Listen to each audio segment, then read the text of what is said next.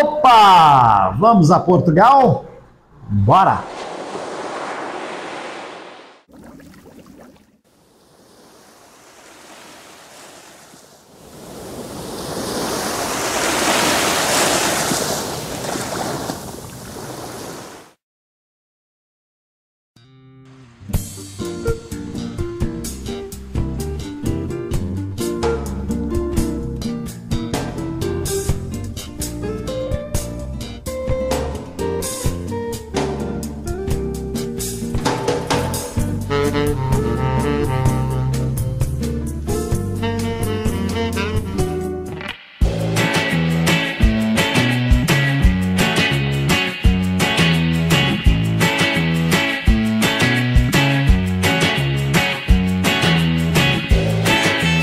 Fala, povo das águas! Muito obrigado, meu Deus, muito obrigado aos meus antepassados, obrigado papai e mamãe, aos meus seguidores, à minha família, à minha esposa.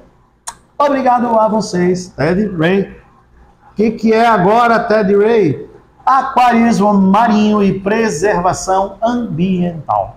Lembra da Conferência Nacional de Aquarismo Marinho realizada em Gaieiras, Óbidos, lá em Portugal? Pois é, autorizaram a gente fazer a filmagem do evento, da minha palestra, e eu estou trazendo elas agora aqui para vocês na íntegra. Capricha aí, dá o like, se inscreve, não esquece. Temos o livro, temos o grupo VIP Aqua Show, temos o curso básico de aquarismo, temos os suplementos Aqua Show, ou seja, uma gama diversificada de opções e oportunidades para você ingressar no mundo do aquarismo marinho. Vamos lá, vamos embarcar nessa maravilhosa palestra, nesse maravilhoso momento da minha carreira como aquarista profissional. Vamos lá, pessoal, vamos lá. Olá, Alberto, boa tarde. Boa tarde, meu amigo João Mendes, tudo bem? Peço desculpa com o atraso, ok? Imagina, sem problema algum. Bem-vindo e tem o auditório consigo, ok? Não estou a chegar, tá bom? Sim. Boa tarde a todos vocês aí. Todos me ouvem bem? O som tá bem? Tá tudo ok? Obrigado, vamos lá. Me escuta direitinho? Tá tudo ok? Ótimo. Então vamos lá, pessoal. Muito obrigado, acima de tudo, em primeiro lugar, obrigado ao meu querido João Mendes, obrigado à Conferência Nacional, né, de Aquarismo Marinho. E eu fico honrado em ter sido convidado para falar de um tema, de um assunto que está enraizado na veia, está enraizado dentro da nossa comunidade aquarística e, obviamente, dentro de todos aqueles que se interessam pela preservação do meio ambiente. Mas eu prefiro iniciar aqui com vocês esse nosso assunto trazendo uma questão, fazendo uma pergunta que eu acredito ser de suma importância e que é o marco decisivo no sentido de dizer se de fato o aquarismo faz bem ou faz mal ao meio ambiente. Nós estamos num momento em que falar a respeito de preservação ambiental é moda e é um diferencial entre muitas empresas que querem se firmar, se fixar no mercado. E a pergunta que eu trago para vocês aqui, ela vai fazer muita gente pensar e pensar muito. Afinal de contas, montar um aquário marinho depreda ou preserva? E para que a gente tenha, de fato, essa resposta, nós precisamos fazer uma pergunta que é muito importante. E eu parto do princípio que, se é algo que preserva, quanto mais aquários marinhos existirem, melhor será. No outro lado da corda, né, puxando no sentido contrário, a questão é, quanto mais aquários, mais depredação ambiental. Então vamos levar isso ao extremo da força, tanto de um lado quanto do outro. De que forma? Olha só, Eu quero iniciar a palestra com a seguinte questão: quantos aquaristas marinhos, de fato, nós temos hoje no nosso planeta? Segundo um estudo do Carlos Henrique Porfírio Marques, uma defesa de tese da Universidade Federal do Ceará, realizada em 2020, portanto não é tão longe assim, recente, 2, 3 anos atrás, ele chegou numa estimativa, através de muito estudo, de que hoje nós temos cerca de 5 milhões de aquaristas no mundo, e desse total, 2 milhões são marinhos. 2 milhões têm aquários marinhos. Mas existem outras fontes, outros dados, que eu não posso me estender aqui por questão de tempo, meia hora eu ficaria o dia inteiro falando de aquário aqui com vocês, onde esse número é o dobro, ou quem sabe até um pouco mais. E aí vem a pergunta: a gente sabe que para montar o aquário marinho, uma das principais coisas que nós temos que ter dentro do aquário é aquilo que servirá de substrato de fixação dos corais. E toca, casas, para que os organismos possam sobreviver e viver melhor, né? Dentro, e se procriar e tudo mais dentro do aquário. Assim, um aquário de 250 litros, tomando por base um aquário padrão de 1,50 m, a gente tem a necessidade de utilizar cerca de 0,075 metros cúbicos de rocha. Eu vou explicar isso melhor para vocês. Imaginem 2 milhões de pessoas extraindo rocha de um recife de coral para montar seus aquários. O impacto ambiental, o impacto de destruição que isso causa a uma barreira de coral. Mas vamos mais longe. Se o meu hobby preserva, se cada um dos 7,888 bilhões de seres humanos no planeta resolver ter um aquário de 250 litros, quanto de rocha de um recife de coral eu vou precisar remover? Em cima disso é que a gente vai desenrolar aqui, e eu quero que vocês prestem muita atenção, porque é muito bacana isso.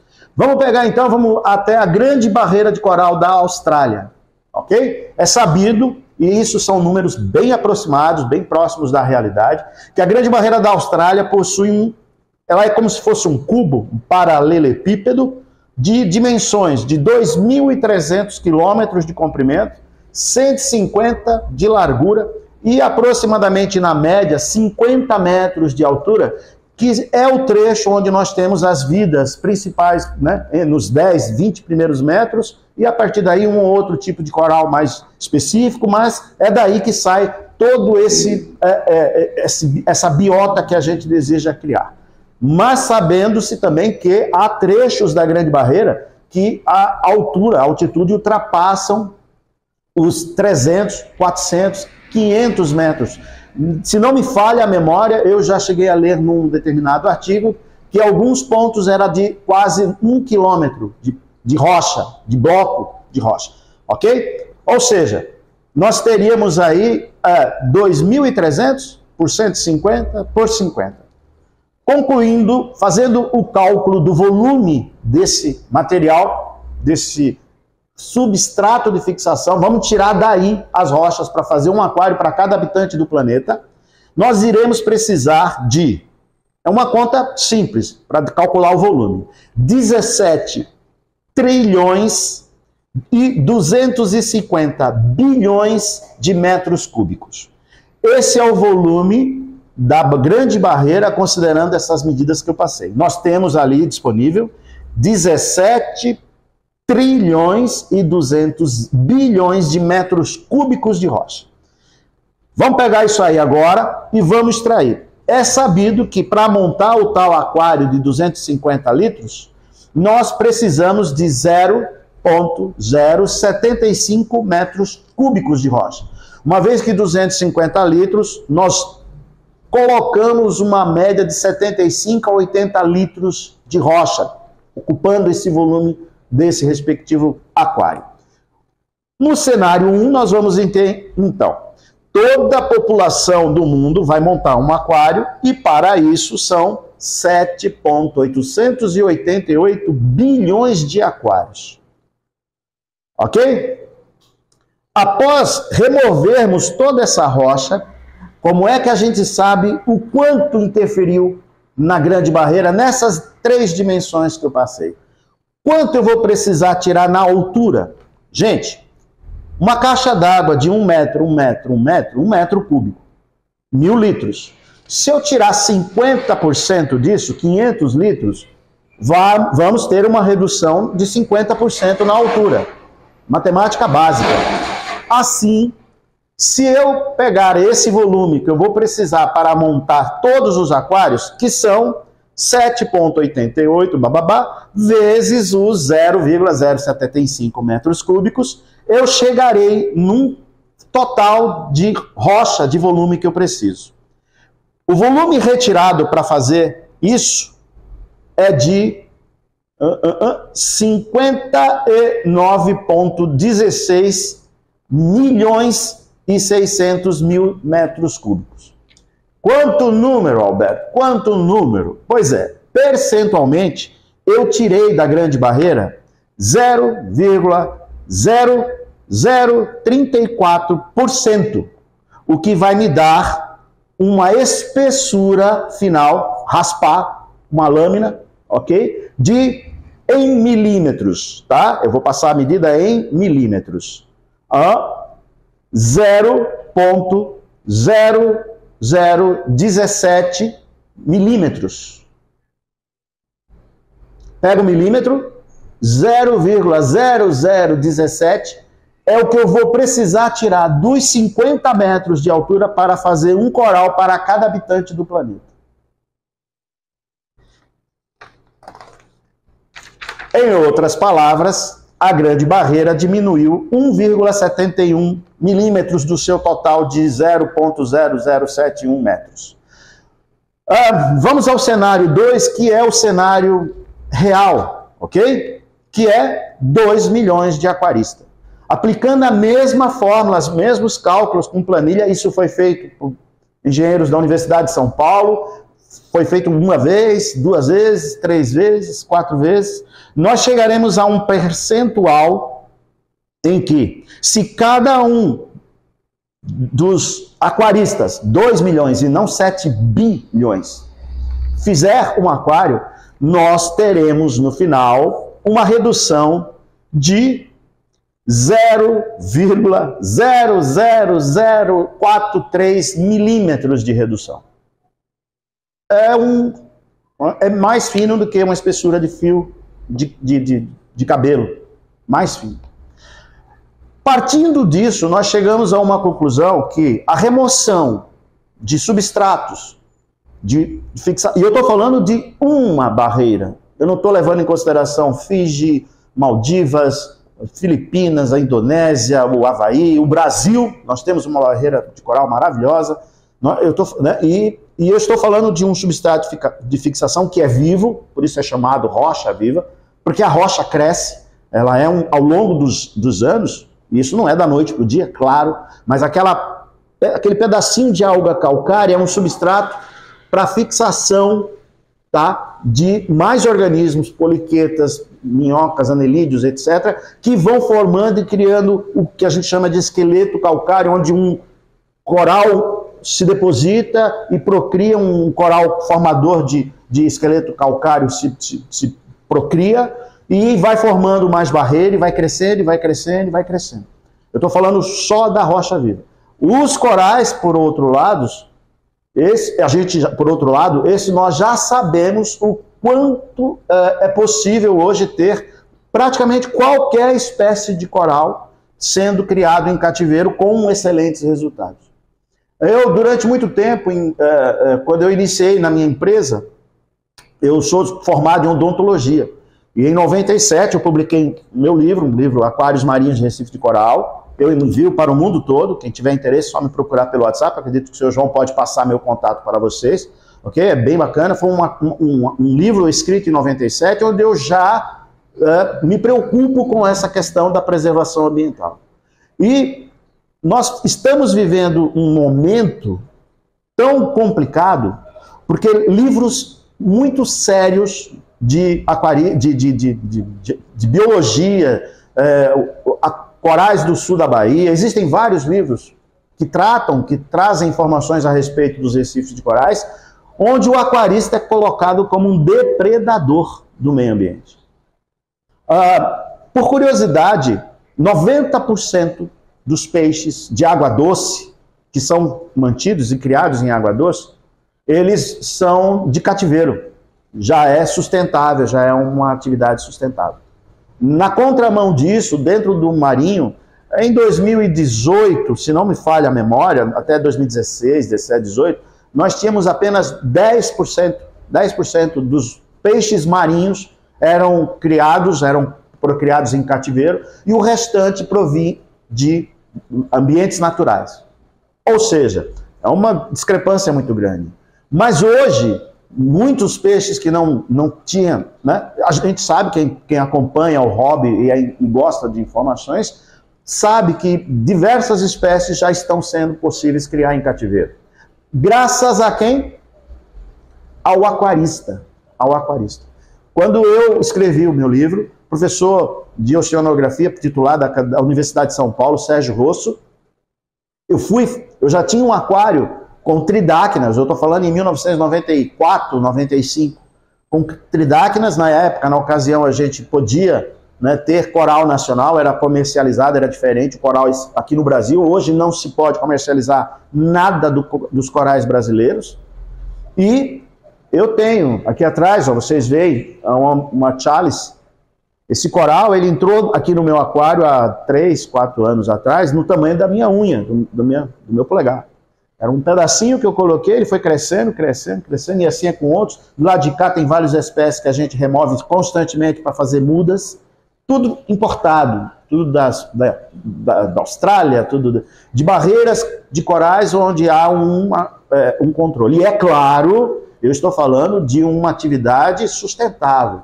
Eu não estou falando de você meter lá a rede, o trator, ou seja lá o que for, e sair depredando tudo, né, como a gente muitas vezes entende que acontece. Assim, o aquário, no final das contas, nós não estamos lidando com um objeto de decoração. Nós estamos lidando com um banco genético. Aqui eu preservo o DNA, a muda, a vida. Aquilo que vai fazer com que, se ali amanhã o aquecimento global trouxer coisas das quais a gente, sabe, entra em colapso, nós temos uma reserva, um banco genético. Como se fosse um banco mesmo, genético, literalmente, é um banco genético. E o interessante disso tudo, pessoal, é que assim, é muito fácil a gente culpar uma atividade sem a gente ter conhecimento real do quão aquela atividade é ou não danosa ao meio ambiente. Eu vou usar um exemplo aliás, 2 exemplos bem básicos. Alguns animais, vaca, cachorro, galinha, tem perigo de extinção? Não. Aqui no nosso Brasil, há um tempo atrás, o jacaré do Pantanal, que vocês devem conhecer, é um animal onde muita coisa é aproveitado deste animal. Ele é a carne, o couro para confecção de bolsas, sapatos, cintos, tanto quanto são os ovinos, os caprinos e por aí vai. Até um tempo atrás era proibida a coleta, a caça do jacaré, porque ele estava em risco de extinção. E o Estado viu que ou fazia algo ou não tinha como, porque o pessoal não ia parar de fazer, de continuar. O pessoal, principalmente a população ribeirinha da região, que tem na sua cultura a extração, a exploração no bom sentido daquela espécie para a sua realidade econômica, de costume, de hábitos, etc. E aí houve uma implantação de fazendas de jacaré. Acabou o problema da extinção do jacaré. Acabou o problema. Nós temos no Brasil espécies endêmicas, ou seja, aquele organismo que você não acha em nenhum outro ponto a não ser ali. Eu tive o prazer de mergulhar no litoral no Nordeste pela primeira vez em 1985, em janeiro. Eu me casei em 84, eu tive que adiar, eu casei no meio do ano, em julho, e as minhas primeiras férias de lua de mel, de fato, que eu pude fazer, eu trabalhava já como dentista, foi em janeiro. E eu fiquei 30, 40 dias na capital pernambucana, no Recife, e de lá a gente alugou um chalé e eu fui me hospedar. Na ocasião, a gente, para chegar em Porto de Galinhas, vocês já devem ter ouvido falar a respeito, era uma estrada, ainda tinha um grande pedaço de barro, hoje virou um centro turístico, né? E eu nunca vou me esquecer da primeira imagem que eu tive, da frente do principal vila de Porto de Galinha, uma moreia, aquela miriquites, passeando, assim, eu entrei, quando eu olhei, que eu mergulhei, eu vi uma colônia de Milepora alcicorne, um coral cor de laranja, tijolo, lindíssimo, mas monstruoso, aquela coisa linda. E vários, acho que é crissuros, não lembro agora, bom, vários peixes da região, tão característico, me fugiu o nome dele agora, no meio deles, a onda vinha, batia naquela colônia maravilhosa. Hoje você só vê alga. Você não tem mais. Sobra uma ou outra siderastreia, esse coral aqui, a fávea grávida, tá vendo? É um coral, esse coral é desse tamanho, assim, 5, 10 centímetros. A gente aqui no Brasil, quando uma coisa tem bastante, fala, dá que nem capim. É capim lá, tem muito. E é um coral difícil de ser mantido em cativeiro junto com outras espécies. E é proibido. Então, regiões onde antes eu entrava e tinha verdadeiras quadras, como se fosse campos de futebol, repleto, lotado. Hoje é um platô. Por quê? Porque a maré baixa e os turistas vão às piscinas naturais. E nas piscinas naturais, a galera faz espetinho de camarão, limão, sabe essas coisas? E isso acontece, não é só no meu Brasil, no meu país. Muita coisa, muitas entidades conservadoras. Hoje mudou muito, tá? Isso que eu estou falando é como acontecia, né, na região. Agora nós temos um controle, os catamarãs, as pessoas que fazem os passeios já são mais preocupados, já existem boias limitando o acesso, isso depreda. Mas a gente tem que ser realista, e o ser humano tem o péssimo hábito de pensar pequeno. A gente coloca muros naquilo que é infinito, naquilo que não tem fim. Como assim, Alberto? Nós vamos imaginar o início do nosso sistema solar e vamos fazer de conta que do início, onde aquela nuvem de gás e poeira começou a formar a nossa estrela, até o momento de hoje, presente, de lá para cá, vamos reduzir isso, parecendo que isso é um ano, 365 dias, para a gente ter uma noção da escala do que somos. Isso, acredito que é o primeiro, o segundo episódio da série Cosmos. Se vocês não viram, vejam, vale muito a pena. É o calendário do universo, do sistema solar, calendário do sistema solar. Nessa escala de proporção, o ser humano apareceu desde o 1º dia de janeiro, até chegar no 31 de dezembro, nós aparecemos aqui 14 segundos antes do ano novo, de virar o ano. 364 dias, 23 horas, 59 minutos, 45 segundos surgiu o primeiro pedaço de ser humano, de vestígio humano, como somos hoje. Se a gente começar a brincar, olha o que existiu. E nesse período todo, dentro do conhecido, nós estamos aqui com os primeiros traços de seres humanos há 4 bilhões de anos, a extinção dos dinossauros 60 milhões de anos, da extinção dos dinossauros para cá, várias eras, tanto de aquecimento global como eras glaciais, e o homem não estava presente. Mas hoje, nesses 14 segundos de existência, nesse período do nosso planeta, de formação do sistema solar, nós temos neste caso, nesse fator, nessa situação, uma capacidade de mudar o clima do nosso planeta. E para isso, não é simplesmente achando que proibindo a coleta, proibindo não sei o que, a gente consegue controlar. Não. Cada um de vocês, quando não há mais preservação, não há espírito, mentalidade mais preservadora do que um aquarista de riff, de coral. Quando a gente vai numa praia, o cuidado, o zelo que a gente tem, quando a gente vê, porque a gente sabe o quão difícil é fazer isso aqui. Eu tenho coral aqui comigo, isso aqui é que a gente chama no Brasil de orelha de elefante. A primeira muda desse coral eu ganhei do João Carlos Basso, do qual eu tenho imenso respeito, admiração pelo trabalho como aquarista e, inclusive, já até falei para o nosso querido João Mendes, convidar ele para o próximo evento, caso isso, né, com toda certeza acontecerá, vocês vão estar muito bem informados com o que ele tem para falar. É um dos mais antigos, se não o mais antigo aquarista brasileiro, e quando a gente estava literalmente sujando a fralda, o Basso já mantinha corais vivos. Esse coral ele me deu há 30 anos, 3 décadas atrás. Está comigo até hoje. E dele eu vou tirando mudas e fazendo comércio. Antes eu dava, agora eu também dou, eu vendo, agora eu sou da área empresarial da Aquashow. E supondo que isso aqui fosse uma espécie que estivesse lá na beira da praia, numa dessas praias de turistas, não existiria mais essa muda. Ela estaria morta há muitos anos. Há mais de 3 décadas, com certeza. E aí vem todo esse processo onde nós estamos aqui para clamar, dentro das atitudes pequenas, do detergente na pia, do óleo que a gente cozinha, do azeite e joga pelo esgoto, sabe as pequenas coisas, Todos vocês devem conhecer, acredito, a história do bem-te-vi, do passarinho, que no incêndio da floresta pegava água com o bico, e jogava lá, e pegava com o bico, e jogava.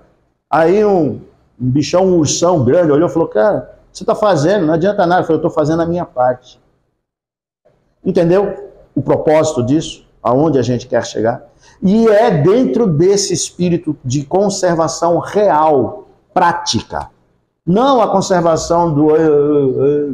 A Grande Barreira de Coral, ela teve, nos últimos anos, um crescimento de 36% do seu volume de corais duros da espécie, especialmente os acroporas, tá? Os acróporas ou acroporas. O que é bom, mas não é tão bom, porque o acrópora, ele é um coral sensível, tá? E anteriormente, como a taxa de aquecimento estava maior, houve o branqueamento que todos vocês devem conhecer a respeito da zooxantela, que o coral expulsa a zooxantela por causa da elevação da temperatura do mar, da água, da média do mar, enfim. E hoje, por conta do evento do El Niño, né, nós chamamos assim aqui no Brasil, acredito que é o mesmo termo que vocês devem dar, houve uma diminuição dessa temperatura que propiciou um desenvolvimento. Então você vê que a gente não precisa muito. Vai ter sim que mexer com o bolso de grandes empresas. E o Brasil é, assim, com muito orgulho, eu como brasileiro posso falar que nós somos um país onde hoje a visão da preservação, do controle da emissão de CO2, do combustível verde, da cana-de-açúcar, que o Brasil desde 80 e não sei quanto, né, nós temos os carros flex aqui. Isso tudo são condutas que a população do mundo tem que se empenhar, você como engenheiro, você como médico, você como advogado, você como estudante, você como temporariamente fora do mercado de trabalho, sabe? Nós precisamos ter na mente que, eu não gosto de falar muito a palavra culpa, porque ela traz um sentimento de que você merece ser castigado, né? Eu sou culpado. Mas eu gosto muito de usar a palavra responsabilidade, porque traz uma ideia subconsciente de que eu sou importante, porque eu preciso ser responsável. Então é dentro desse conceito de responsabilidade. Eu desenvolvi ao longo de 40 anos, meu primeiro marinho eu montei em 85, okay? Quando eu vim de Porto de Galinha, eu falei, vou montar meu aquário marinho, Então, desde 84, agosto, em 85, já estava montado, aquela coisa toda. E nesse período todo, nesses 40 anos, eu aprendi a observar o que é o Recife no seu habitat natural. Eu sempre falo, se você é um aquarista marinho, ou um aquarista doce do ciclo, né, você um dia na sua vida precisa visitar o ambiente inato, na natureza, onde você tem aquele animal que você cria. Porque é lá que você vai ter, de fato. Hoje a gente vê sistemas de iluminação subdimensionados. Eu tenho aqui 4 lâmpadas HQIs, dá para vocês verem aí atrás, né? Porque hoje o apelo estético que o LED traz, e sabe, aí o custo é muito alto, a pessoa para montar o aquário precisa às vezes segurar o investimento, e com isso subdimensiona, compra sistema de iluminação que não atende à demanda, porque isso aqui vive na linha do Equador, num ambiente onde o sol do meio-dia vocês vêm aqui para o nosso país, no Brasil, chega lá no Nordeste, Maragogi, Alagoas, Maceió, Recife, Natal, Fernando de Noronha, 11 horas da manhã, sem protetor, deita 1 hora para cima, assim, ó, da 11 ao meio-dia, depois vira de costa do meio-dia a 1 da tarde, 2 horas de sol. No outro dia vocês estão bem passados mesmo, viu? Vocês vão sair queimados. E é nessa luz que vivem os organismos que nós temos. Não é aquela luz pálida, sabe? Onde o coral é obrigado a se expandir, a inflar, porque ele diz, eu estou com fome, minha zooxantela tem que fazer fotossíntese. Princípios básicos têm que ser seguidos para que a preservação ocorra e a gente não vire o quê? Um matador oficial de organismo marinho. Estamos no caminho da evolução, no sentido da preservação, na multiplicação de peixe em cativeiro, na criação de peixe, para que cada vez mais o hobby se torne sustentável. Não, montar aquário marinho não depreda o meio ambiente. Tivemos sim esse momento. Uma analogia muito assim feliz, que eu costumo dizer, são os zoológicos. Quantas e quantas espécies hoje têm a sua sobrevivência garantida graças a quem? Ao zoológico. Eu brinco, eu chamo de o mal necessário. E lá naquele zoo, cada vez mais, antigamente, o leão ficava naquela jaulazinha de 5, 10 por 2, 10 por 3, de um lado para o outro. Hoje, cada dia, a pegada do zoológico é um banco genético. Então, tenta-se fazer a reprodução da savana, tenta-se reproduzir onde as girafas pastam direitinho, com o devido espaço que eles precisam. E não é diferente com o Recife de Coral, com os organismos do Recife de Coral. O aquecimento global, ele é uma realidade, ela é natural e está sendo, sim, acelerada pela intervenção do ser humano, de nós, seres humanos, e muito, sim, pode ser feito para que isso aconteça de uma forma não danosa, ou menos danosa ao meio ambiente. Eu não tenho certeza do autor, mas acredito que se chama Ray Bradbury. É um escritor de ficção científica, eu li muitos livros dele nos anos 70, 60, 70, 80, e o Ray Bradbury menciona, se não for ele, olha, é um dos 3, tá? Mas eu acredito que seja. Ou é o Arthur Clarke, do 2001, Odisseia no Espaço, ou é o Isaac Asimov, de Eu, Robô. E ele diz, o ser humano, a Terra é um berço. E a humanidade, o ser humano, não passa a sua vida toda no berço. Mas compete a nós trazermos para o futuro, levarmos, melhor dizendo, para o futuro, a lembrança da nossa infância no berço. Preservando, fazendo com que a cada vez mais a gente consiga ter um futuro promissor. Para mim, para você, para os nossos filhos, para os nossos netos, para toda a humanidade. Porque o aquarismo sustentável, ele é possível, sim. Mas não qualificando e colocando o aquarista como um depredador do meio ambiente. Enquanto isso for fato, e é fato, em livros oficiais, em trabalhos, defesas de tese, nós estamos, de fato, propícios a ter uma grande perda, sabe, de principalmente espécies endêmicas que eu comentei agora há pouco, que são aquelas que só tem naqueles lugares específicos de sua, né, colonização. Eu gostaria que a gente tivesse muito mais tempo, inclusive para que eu pudesse conversar com vocês mais, esclarecer alguma outra dúvida, nem que não fosse inerente especificamente ao tema da palestra em si, né? Mas dentro do contexto geral, eu consegui nesses 40 anos desenvolver uma técnica de custo-benefício muito inteligente, muito importante, muito boa, onde eu tiro um pouco daquela coisa do elitismo do aquarismo marinho, sabe? Porque aquarismo marinho é para quem tem dinheiro. Se você não tem dinheiro, você não consegue montar um aquário, você consegue manter um aquário marinho. E aqui é um exemplo vivo de tudo que eu ensino, tudo na prática está aqui. Exatamente aquilo que eu ensino, que eu preconizo no meu canal, está aqui.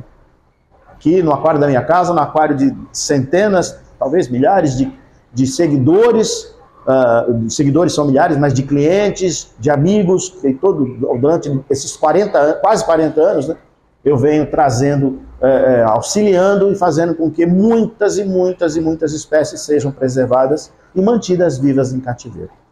Ok? Eu quero agradecer ao João. Eu acredito que o meu tempo está fechando, não é, João? Alguém pode me... Oi, repete? Ok. Quanto tempo eu tenho ainda, meu querido? 5 minutos. Quanto? 5 minutos, ok. Então, eu vou aproveitar e falar nisso. É muito fácil, né, você querer ter algo, mas é muito mais complicado você manter algo. Muitos de vocês podem, de repente, comprar um objeto de valor alto, mas a questão é como manter esse objeto em perfeita condição de uso. Isso acontece muito no aquarismo. No aquarismo, muitas vezes, o investimento ele é volumoso. Você precisa de ter um capital de investimento adequado àquela realidade do volume de água que você tem. Você tem que ter uma certa quantidade de bomba suficiente para mover o tantos litros que precisa. Você tem que ter um sistema de iluminação compatível. Você tem que ter um sistema de suplementação compatível.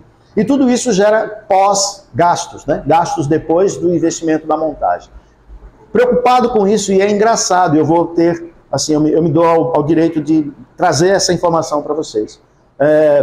O nosso Brasil, meu Brasil, ele passa por altos e baixos na economia, como todo o país, como todo o local. E aqui, nós vivemos nos anos 2000, entre 1997, 98, 2000 até 2007, 2005, foi um período bem difícil na economia. E houve uma queda geral dentro de alguns serviços, fazendo com que o rendimento, inclusive meu, como dentista na ocasião, desse uma queda. E é aquela história, né? A dificuldade aparece, aí surgem as ideias para a superação disso.